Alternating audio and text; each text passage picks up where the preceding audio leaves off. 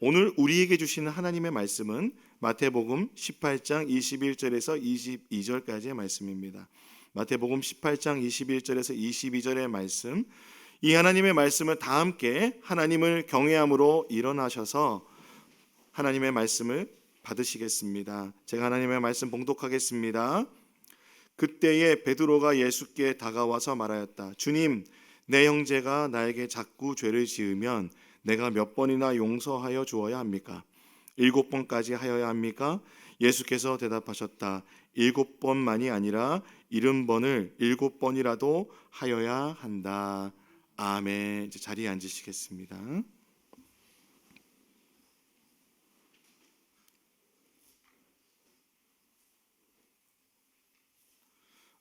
예수님이 말씀하신 용서라는 제목으로 하나님의 말씀 전하겠습니다. 여러분, 용서는 좋은 것입니까? 여러분 어떻게 생각하십니까? 여러분에게 용서라는 단어는 어떻게 다가오십니까? 최근에 많은 화제가 된 드라마가 있습니다. 더 글로리라는 드라마인데요.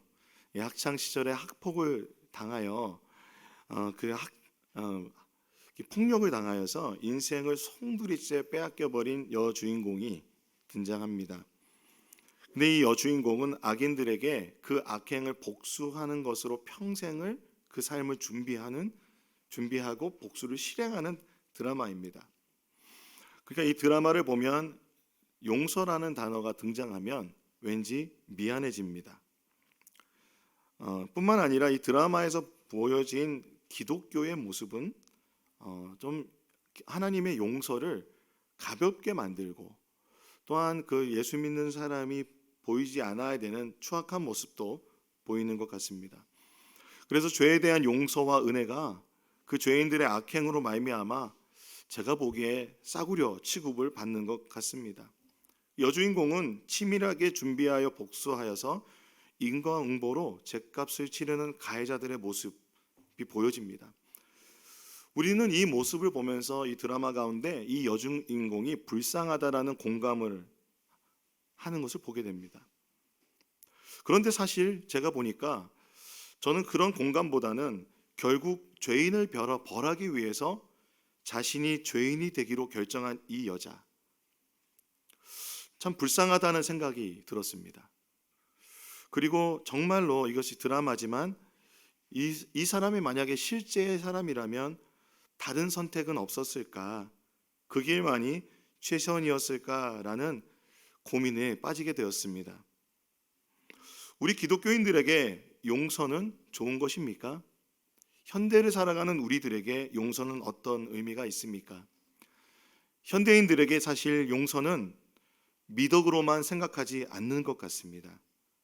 기독교를 믿는 우리도 마음에 용서를 해야 된다는 것을 알고 사랑을 해야 된다는 것을 알지만 솔직히 용서하고 싶지 않은 사람이 있지 않습니까? 그리고 내가 용서했다고 생각했는데 그 사람을 떠올리기만 하면 다시 내 안에 미움이 일어나고 다시 그 사람을 떠올리기도 싫은 사람 여러분 있지 않으십니까? 목사인 저도 너무도 부끄럽게도 이 부분에 있어서 그런 사람들이 몇 명 있는 것 같습니다. 용서에 대한 그래서 기독교인들의 이 내면적인 갈등이 있습니다. 왜 그런 갈등이 있을까요?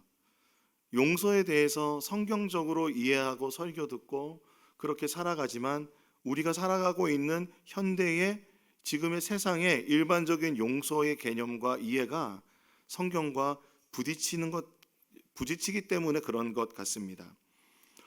제가 설교를 준비하면서 팀 켈러 목사님의 그 신간인 용서에 대한 책을 읽게 되었습니다. 너무 고민이 되더라고요. 용서에 대한 설교 내가 할 수 있을까 고민됐습니다.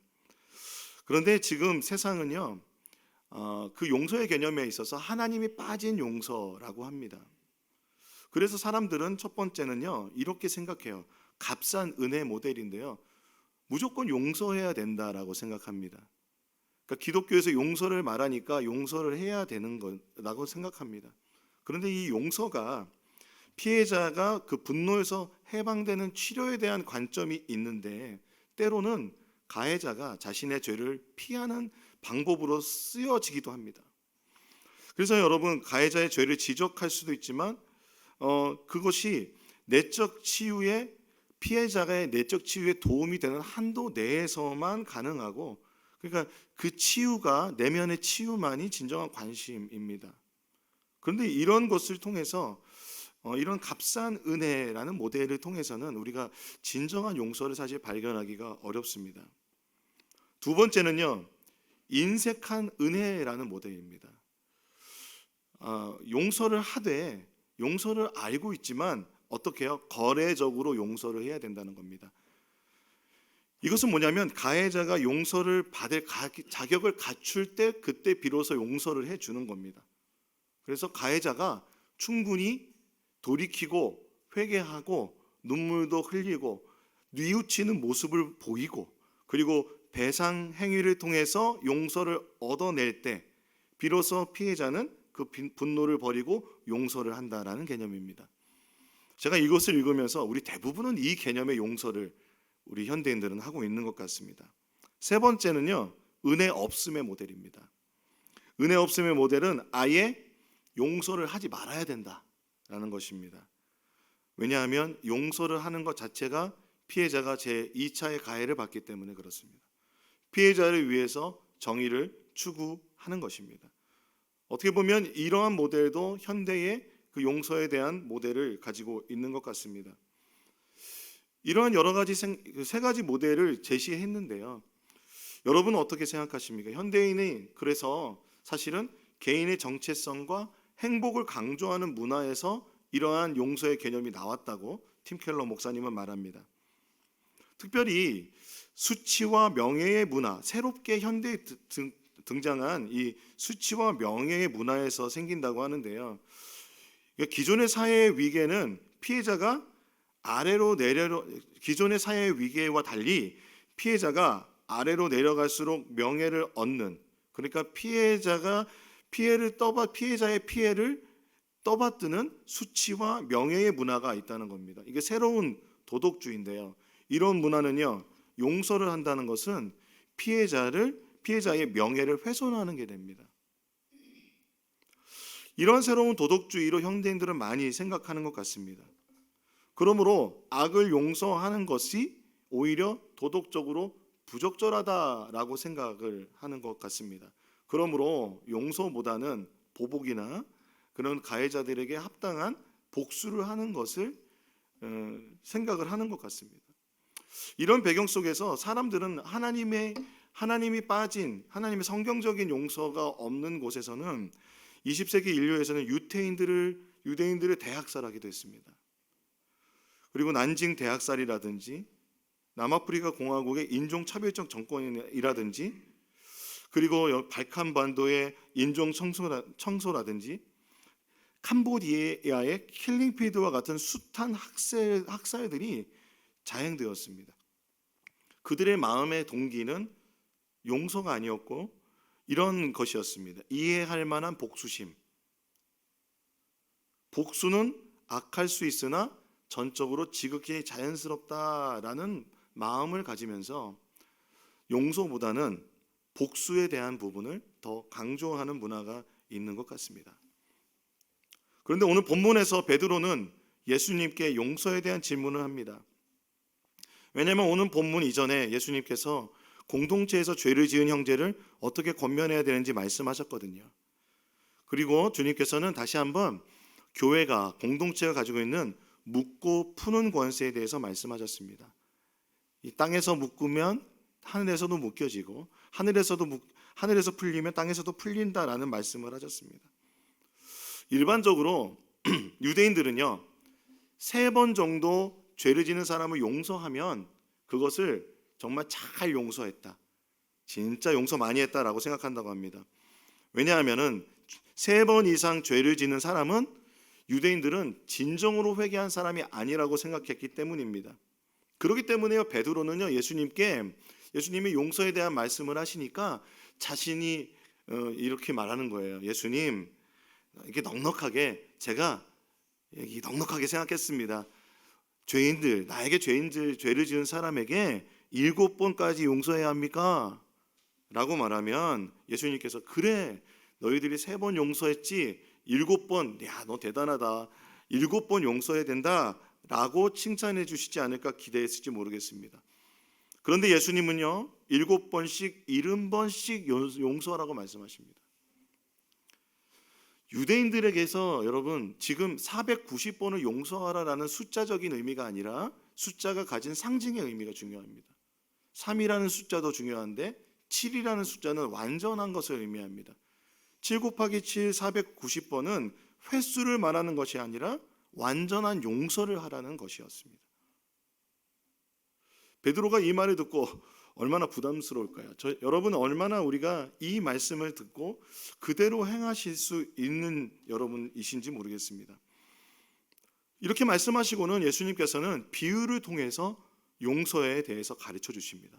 그러니까 예수님께서 용서를 가르쳐 주시는데요, 특별히 어떻게 말씀하시냐면 하늘나라는 자기 종들과 셈을 가리려고 하는 어떤 왕과 같다고 합니다. 어떤 왕이 자기 종들에게 돈을 빌려주었습니다. 그리고 그 돈을 빌려주고 이제는 그들과 함께 이제 셈을 하여서 이것을 이제 그 모든 채무 관계를 정리하려고 하는 것이 왕의 목표입니다.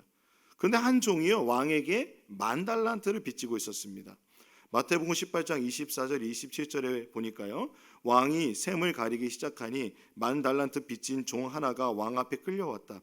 그런데 그는 빚을 갚을 돈이 없으므로 주인은 그 종에게 자신과 그 아내, 자녀들과 그 밖에 그가 가진 모든 것을 팔아서 갚으라고 명령하였다. 그랬더니 종이 그 앞에 무릎을 꿇고 참아 주십시오, 다 갚겠습니다 하고 애원하였다.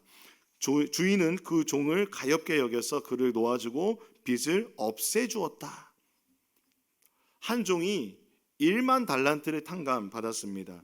당시에 돈을 세는 단위 중에 가장 큰 단위가 뭐냐면 달란트였습니다. 우리 한국은 그렇게 잘 세지 않지만 그 10,000, 1,000, 억 이렇게 하잖아요. 그것과 같이 달란트가 그런 단위인 겁니다. 외국은 뭐 밀리언, 빌리언 이렇게 다른 단위가 있듯이 달란트는요 10,000달란트는요 그런데 6,000데나리온입니다. 6,000데나리온은 데나리온이 하루 품삯이라고 말씀드렸죠. 그러면은 6,000일 동안 품삯이고 이것은 계산하면 약 20년 동안의 연봉입니다. 20년 동안의 연봉은 여러분 생각해 보면 한마디로 도저히 갚을 수 없는 엄청난 액수라는 것입니다. 요세푸스라는 역사가에 따르면요 BC 4년경에 유대 지역과 예수님 당시에 유대 지역과 이두미아와 사마리아 지역에서 거둔 세금이 어느 정도 되냐면 로마에서 거둔 세금이 600달란트 정도 된다고 합니다. 그러니까 여러분 10,000달란트라고 하면 얼마나 큰 돈입니까?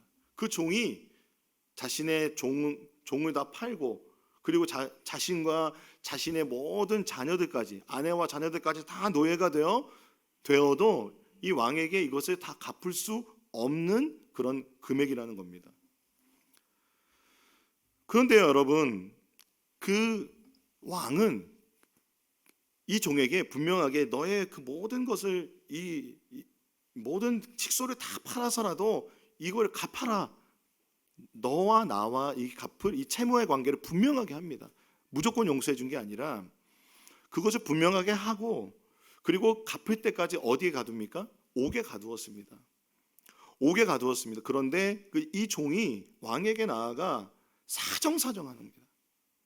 사정사정하여서 그 애원하는 그를 볼 때에 왕이 어떤 마음을 품었냐면은 그 종을 불쌍히 여겼습니다. 가엾게 여겨서 그를 놓아주고 빚을 없애 주었습니다. 여러분 이러한 빚을 탕감받은 기쁨 때문에 이 종이 너무 기분이 좋게 이제 길을 걸어가고 있는데 가다가 돌아가는 길에 누구를 만나냐면 자신에게 100데나리온을 빚진 동료를 만나게 되었습니다. 그러니까 데나리온이 하루 품삯이잖아요. 그러면 100데나리온은 100일 정도의 품삯입니다. 그러면 여러분 15만 원 정도 생각을 해도 얼마 정도 되죠? 1,500만 원 정도 됩니다. 여러분 1,500만 원 얼마 안 되는 돈이죠? 그렇지 않죠. 이 백데나리온이라는 돈이 적은 돈 아닙니다. 그런데 그가 탕감받은 돈에 비하면 60만 분의 1에 지나지 않습니다. 방금 탕감받고 돌아왔는데, 근데 그는 그 백데나리온 자신한테 안 갚은 사람을 보자마자 멱살을 잡고 갚으라고 막 협박을 합니다. 그 사람이 갚겠다고, 조금만 참아달라고 애원애원을 하는데 그가 갚을 때까지 감옥에 가두었습니다. 우리가 여기 생각해 볼 수 있는 것은, 그래서 그 왕과 종의 관계, 처음에 10,000달란트를 탕감받았던 이 종이 그래도 어느 정도의 그런 그 부를 가지고 어느 정도의 권세를 가진 신하임을 알 수 있습니다. 그도 옥이 있으니까요. 그런데 누군가 이걸 보면서 와, 이건 부당하다 생각을 해서 왕에게 알려주었습니다. 그래서 그 왕이 알게 됐습니다. 그래서 이 10,000달란트 탕감받았던 사람을 다시 불러내서 이렇게 얘기합니다. 이 악한 종아, 내가 애원하기에 나는 너에게 그 빚을 다 없애주었다. 내가 너를 불쌍히 여긴 것처럼 너도 내 동료를 불쌍히 여겼어야 할 것이 아니냐. 주인이 노하여 그를 형무소 관리에게 넘겨주고 빚진 것을 다 갚을 때까지 가두어 두게 하였다. 그는 다시 그 빚진 것을 다 갚을 때까지 어디요? 형무소, 즉 옥에 갇히게 되었습니다. 이 비유를 통해서 예수님께서, 하늘 아버지께서도 그렇게 하신다고 말씀하십니다. 마태복음 18장 35절에 너희가 각각 진심으로 자기 형제 자매를 용서해 주지 않으면 나의 하늘 아버지께서도 너희에게도 그와 같이 하실 것이다 라고 말씀하십니다. 여러분, 이 비유를 들으시고 제가 말씀드리는 이 말씀을 듣고 여기 성경 말씀을 보고 여러분 어떤 생각이 드십니까? 용서하실 수 있겠습니까? 이 비유를 통해서 우리는 먼저 완전한 용서를 하실 수 있는 분은 한 분뿐이라는 것을 알 수 있습니다. 그 10,000달란트를 그 모든 그 빚에 대한 그런 모든 정산을 하시는 분은 하나님이십니다. 하나님은 심판의 권세가 있으십니다. 하나님은 사랑의 하나님이실 뿐만 아니라 하나님은 심판의 하나님이시며 하나님은 진노의 하나님이십니다. 그러나 그 진노는 우리의 진노와는 다릅니다. 하나님은 사랑과 정의의 그 모든 성품을 함께 가지고 계신 분이십니다. 하나님이라는 존재는 그러므로 우리에게 완전한 용서를 베풀 수 있는 유일하신 그런 전능하신 하나님이십니다. 생각해 보십시오. 우리는 사실 하나님께 그런 용서를 받은 존재입니다. 우리가 갚을 수도 없는 죄의 빚, 우리는 그 빚을 탕감받았습니다. 용서받았습니다. 여러분 정말 그렇게 믿으시고 그렇게 아멘하며 여러분 마음으로 여러분 영혼 깊이 내가 그렇게 그 빚을 탕감받은 죄인이다, 용서받았다라는 마음이 있으십니까? 그런데 동료의 빚을 탕감해 주지 않는 사람과 같은 우리의 모습, 사실 그 동료의 빚을 탕감해 주지 않는 사람은 우리 모습 같습니다. 용서를 받았지만 용서의 값이 얼마나 큰지 그것을 금방 잊어버리고 다른 사람에게 용서해 주지 않는 모습이 우리 인간의 현실이라는 것입니다. 그러므로 앞서 말씀드렸던 지금 현대의 그런 모든 용서에 대한 부정적인 시각과 용서할 수 없을 것 같은 마음은 우리 인간의 연약함입니다. 죄인인 인간인 우리는 사실은 이 용서를 할 수 있는 능력도 없고 용서를 할 수 있는 힘도 없고 용서를 할 수 있는 용기도 없는 것 같습니다. 이 비유에서 우리가 용서를 하다라는 이 단어가 아피에미라는 헬라어입니다. 아피에미라는 용서하다라는 단어가요, 뭐냐면 빚을 탕감하다라는 것과 같습니다. 그러므로 이 빚을 탕감하다는 것은요, 잠깐 눈 감아준다 정도가 아니에요. 잠깐 유예한다라는 것도 아니고 완전히 다 없애버리는 겁니다. 그 사람에게 완전히 탕감해줘서 그 모든 것의 부담을 없어주는 것이죠. 그렇다면 여러분, 이 빚은 누가 그러면 빚이 아예 없어지는 것일까요? 아니면 이 빚에 대한 책임이 누구한테 있을까요? 여러분, 그 사람이 그만큼 10,000달란트를 썼으면 이 10,000달란트에 대한 그 빚은 그 왕이 책임지는 겁니다. 빚을 탕감한다는 것은 사실은 그런 빚을 탕감해 준다는 것이 용서라면 이 죄에 대한 값을 왕이 치르겠다는 의미입니다. 그 빚을 왕이 갚겠다는 것입니다. 왕의 용서는 빚을 탕감해 줄 뿐만 아니라 그를 불쌍히 여기고 긍휼히 여기고 사랑해 주셨습니다. 또한 그를 놓아주었습니다. 빚을 탕감해 준 것뿐만 아니라 놓아주었다는 것은 그를 구원해 주고 그의 신분을 회복시켜 주었다는 것입니다.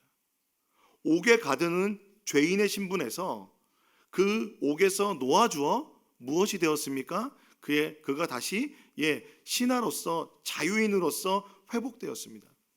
용서는 하나님께서 우리에게 해주시는 완전한 용서는 우리의 죄를 직면하시고 그리고 우리를 긍휼히 여기시고 그리고 우리를 놓아주어 그 왕과 화해하게 하는 것.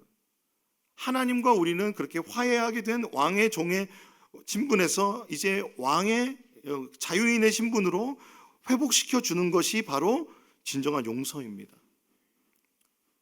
하나님은 자신의 아들을 보내주셔서 이 10,000달란트와 같은 우리의 죄의 값을 십자가에서 치르셨습니다. 뿐만 아니라 하나님은 우리를 긍휼히 여겨주셔서 우리를 사랑해 주시고 우리의 그 모든 죄값을 치러주셨을 뿐만 아니라 우리를 하나님의 자녀라는 신분으로 회복시켜 주셨습니다. 여러분, 이것이 진정한 용서고 완전한 용서라고 했을 때 우리는 이 용서를 할 수 있는 존재가 아닌 것을 알 수 있게 됩니다. 우리가 누군가를 용서한다고 했을 때 정말 그 사람을 긍휼히 여기고 그리고 그 사람에 대해서 모든 죄값을 돌아보지 아니하고 그리고 그 모든 것에 대해서 화해하여 관계까지 회복할 수 있는 것이 완전한 용서라면 여러분, 그 용서 할 수 있는 용기도 안 나고 할 수 있다는 생각도 안 들고 하고 싶지 않다는 생각도 듭니다. 내가 받은 피해, 내가 받은 상처, 내가 받은 어려움들은 이렇게 생각할 때 이거 하나님이 너무하신 것 아닌가라는 생각을 듭니다. 그런데 우리의 모습이 용서하지 않고 빚진 자를 갚을 때까지 옥에 가두는 이 모습이 우리가 용서하지 않는 모습, 용서하기 어려운 존재의 우리의 모습. 그래서 빚을 진 사람 그 가해자를 옥에 가두어서 용서하지 못한 채 그 사람을 내 마음속에 그 옥에 가두어서 그 사람과 여전히 그 부정적이고 그리고 그 매어져 있는 그런 관계 속에서 살아가고 있다는 겁니다. 인간은 스스로 용서할 수 없는 존재며 사실은 용서할 자격도 없는 10,000달란트 빚진 자입니다. 우리는 용서받고 사랑의 왕이신 주님과 관계가 회복되었습니다. 빚을 탕감받는다는 것과 함께 그래서 여러분 그 빚에 대한 책임도 그 왕이 지고 있다는 것을 우리는 기억해야 됩니다.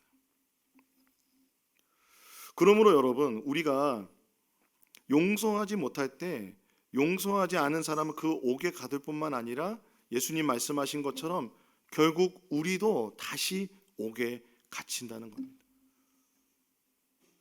하나님은 우리가 그러한 아픔 속에서 살아가는 것을 원하지 않으십니다. 그러므로 우리가 용서를 생각할 때 나에게서 시작하면 절대로 용서할 수 없습니다. 나에게서 시작될 수 없습니다. 사람과 사람과의 관계에서만 시작되는 용서는 완전할 수가 없습니다. 그래서 팀 켈러 목사님은 용서의 3가지 차원을 말합니다. 하나는 수직적인 차원과 그리고 내면적인 차원과 수평적인 차원을 말합니다. 수직적인 차원의 용서가 먼저 되어야 한다는 것입니다. 그러므로 하나님께서 나를 용서해 주신 그 용서를 깊이 묵상하고 받아들이는 것이 먼저라는 겁니다. 마태복음 18장 33절에 내가 너를 불쌍히 여긴 것처럼 너도 내 동료를 불쌍히 여겼어야 할 것이 아니냐라고 말씀하셨습니다. 우리가 얼마나 큰 죄인이며 예수님께서 십자가에서 우리를 대신해서 죄값을 치러주셨다는 사실을 깊이 묵상하고 깨달아야 합니다. 우리는 그렇게 생각합니다. 피해자인 나는 더 도덕적으로 나은 존재이며 가해자는 도덕적으로 나보다 못한 죄인이라는 낙인을 찍습니다. 그런데 그 시작점에서는 절대로 용서가 일어날 수가 없습니다. 예수님께서 나를 용서해 주신 그 사랑과 은혜 속에서 내가 죄인임을 고백하고 회개하고 하나님께서 나를 용서해 주신 그 용서를 받아들여 나의 정체성이 새롭게 될 때, 우리는 예수를 믿는다는 것은, 십자가의 복음을 받아들인다는 것은, 용서를 받았다는 것은 그저 조금 기분이 좋아지는 정도가 아닙니다. 조금 착해지는 게 아닙니다. 도덕적으로 나아지거나 더 경건한 삶을 살아갈 수 있는 힘을 얻는 게 아니라 완전히 새로운 정체성을 얻는다는 것입니다. 죄인에서 하나님의 자녀가 된다는 것은 도덕적인 경건의 그리고 나의 어떤 수행으로 되는 게 아니라는 것입니다. 여러분, 절대로 그것으로는 하나님 자녀 될 수 없습니다. 하나님의 자녀가 된다는 것은 누군가 우리의 죄값을 치러주어서 대속해 주어야 하나님의 자녀가 될 수 있는 것입니다. 그 은혜를 예수 그리스도께서 십자가에서 우리를 위해서 담당해 주셨습니다. 그 용서를 받아 우리는 하나님의 자녀가 된 줄로 믿습니다. 하나님의 베푸신 그 수직적 차원의 용서가 내 안에 체험되고 받아들여지고 그 하나님의 자녀된 권세가 내 마음속에 깊이 채워져 하나님의 사랑으로 채워져 있을 때에, 그럴 때에 우리는 그 내면적인 차원에서의 용서를 할 수 있게 된다는 것입니다. 내면적인 차원의 용서는 뭐냐면 내 마음으로 불쌍히 여기는 마음이 생겨나는 것입니다. 그 불쌍히 여기는 마음이 생기지 않고서는 절대로 용서의 시작이 되지 않습니다. 성경에서 말하는 용서를 추구할 수 있는 것은 내면적인 불쌍히 여기는 마음인데, 내면적인 불쌍히 여기는 마음은 하나님의 사랑으로 충만할 때 그 마음이 생길 수 있습니다. 하나님의 용서를 받아들여 새로운 정체성을 가지고 내 마음으로 용서하면 화해의 정의를 추구할 힘이 생깁니다. 수직적 차원의 용서가 내면적 차원의 용서로 이끈다고 팀 켈러 목사님은 말하고 있습니다. 저는 이 말에 동의합니다. 하나님의 은혜를 받았을 때에 내가 도저히 용서하지 못할 것 같은 사람들을 불쌍히 여기는 마음이 내 마음에 생겨나는 것들을 경험하게 됩니다. 예수님이 십자가에 달리시며 당하신 고통과 슬픔, 그리고 죽음을 옆에서 본 베드로, 그는 이렇게 고백합니다. 그는 모욕을 당하셨으나 모욕으로 갚지 않으시고, 고난을 당하셨으나 위협하지 않으시고, 정의롭게 심판하시는 이에게 다 맡기셨습니다. 그는 우리의 죄를 자신이 몸에 몸소 지시고서 나무에 달리셨습니다. 그것은 우리가 죄에는 죽고 의에는 살게 하시려는 것이었습니다. 그가 매를 맞아 상함으로 여러분이 나음을 얻었습니다. 베드로전서 3장 9절에 악을 악으로 갚거나 모욕을 모욕으로 갚지 말고 복을 빌어 주십시오. 여러분으로 하여금 복을 상속받게 하시려고 하나님께서 여러분을 부르셨습니다 라고 말씀하십니다. 하나님이 재판장 되게 하셔야 됩니다. 정말 그렇게 하실 수 있겠습니까?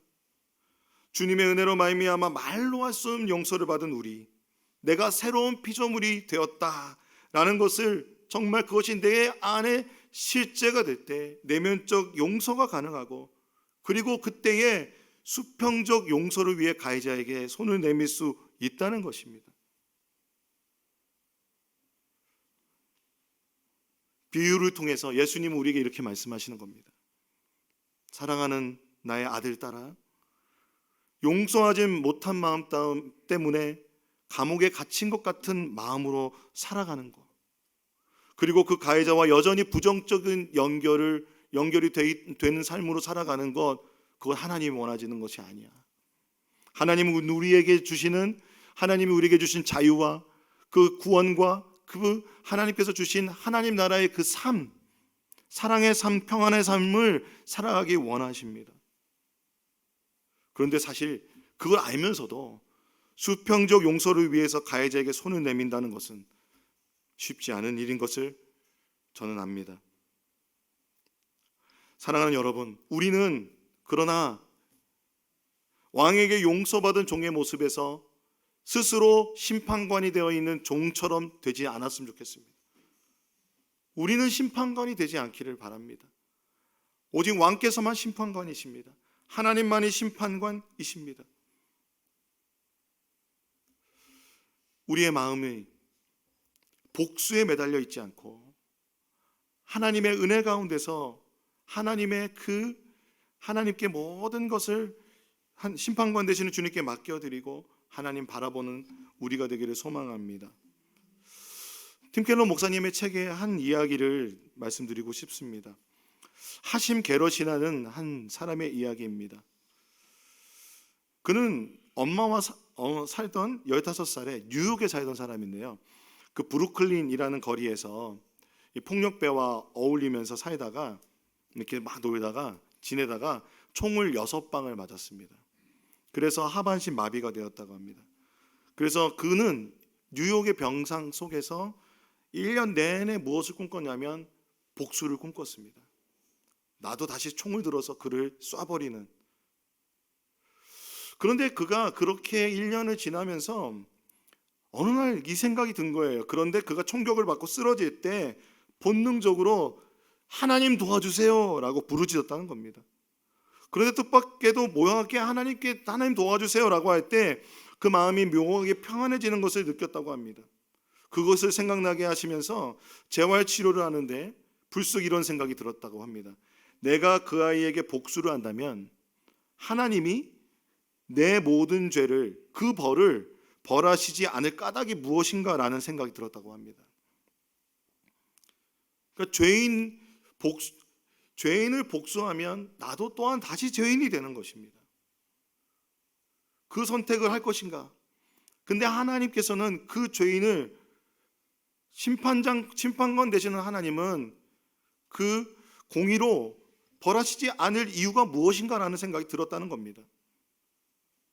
그러면서 이런 생각이 들었어요. 자신이 총을 맞기 6개월 전에 자신도 어떤 아이에게 총을 쐈던 기억이 나는 거예요. 우리는 지금 우리나라 문화에서는 전혀 이해가 되지 않죠. 그러나 총기를 가지고 있는 미국에서는 이런 일이 실제로 일어나고 있지 않습니까? 근데 자신이 총을 쐈던 이유가 무엇이었냐면 고작 자기 친구가 총을 쏴봐라 그래서 쏜 거래요.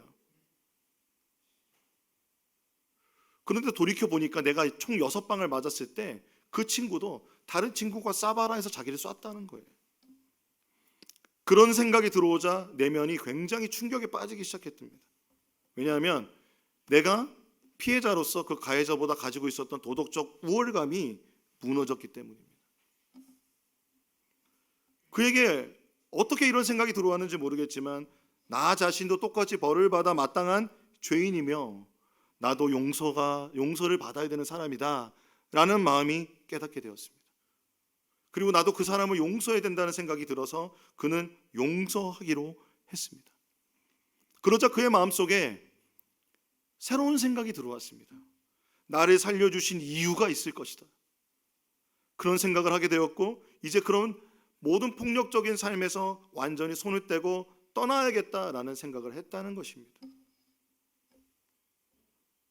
사랑하는 여러분, 용서는 수직적 차원에 시작하여 우리 내면 깊이 그 용서가 체험되고 경험되어질 때, 그러할 때 참된 완전한 용서를 주님의 은혜로 할 수 있는 줄로 믿습니다. 수평적 차원의 화해는 사실 가해자의 회개와 돌이킴이 동반되어야 합니다. 그것이 없다면 정말 값싼 은혜가 되는 겁니다. 우리는 값비싼 은혜 받았습니다. 넘치는 그 사랑으로 우리는 값비싼 은혜를 받았습니다. 우리는 이 용서의 삶을 살 수 있을까요? 제 이 설교를 마무리하면서 제 인생 돌아보았습니다. 기독교의 용서가 없다면 저는 이 설교의 자리에 서지 못했을 겁니다.